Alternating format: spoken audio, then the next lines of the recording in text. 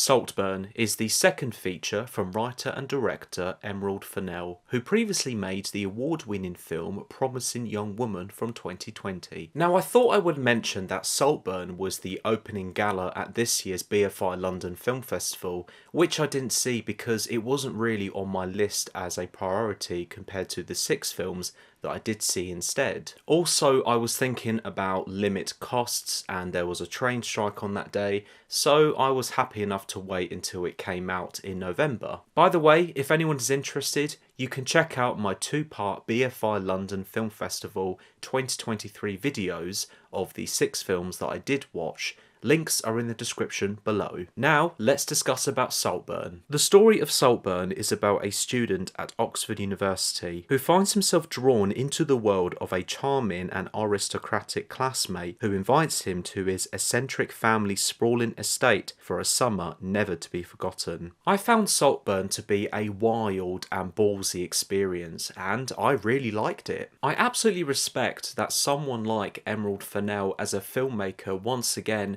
got to make the type of film she wanted to. It's definitely a film that is not afraid to push the limits, and it knows when it wants to be uncomfortable and shocking from how passionately expressive a film like Saltburn is. Some audience members will be able to cope and understand from where Fennell's challenging filmmaking is coming from, but there will definitely be some audience members who will not feel the same and may dislike it. But it's one of those films that wants to be challenging and not safe, and I appreciate this for my weird taste in films.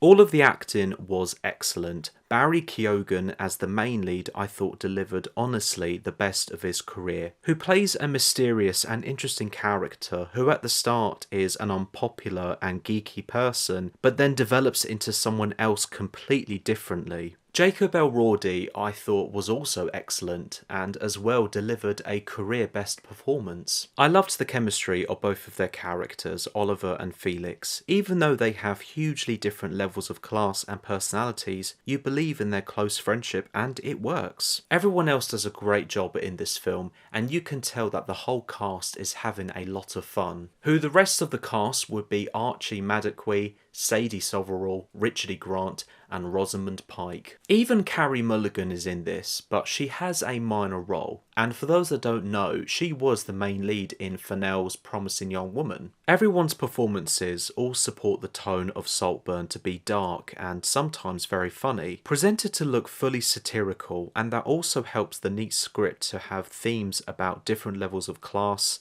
power, privilege, manipulation, betrayal, friendship and love. I thought Saltburn had gorgeous cinematography, and I appreciated that this film presented the 4:3 aspect ratio, where it looks like a portrait and it's big, and it presents the emotions of power and at the same time isolation, and this goes back to the relation themes of Saltburn. The film has very impressive production designs, especially from the inside of Felix's family's mansion, that when we are being given a tour that looks and feels to be endless. In addition, I also found the costumes to be impressive. For example, in one scene when Oliver is having this very expensive and enormous looking birthday party that has this medieval and carnival theme going on, that looks appropriate and relevant for a film like Saltburn when it comes to the richness, symbolism and themes. It's well paced and I really liked the editing, especially the awkward family breakfast, lunch and dinner scenes that sometimes build up tension between one person to the next. There's one scene where I won't give away what has happened, where it captures and cuts from the editing of everyone feeling shocked and scarred,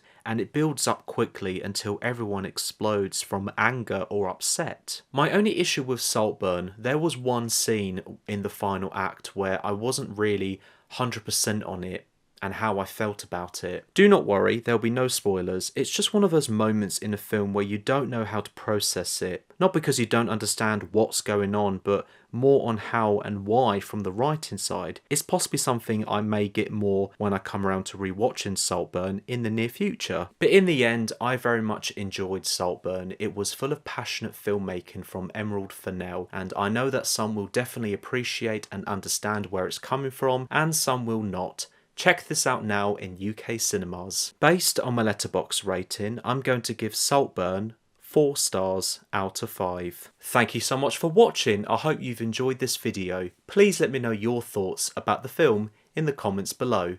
And if you liked what you watched, feel free to subscribe and look out for more videos coming your way.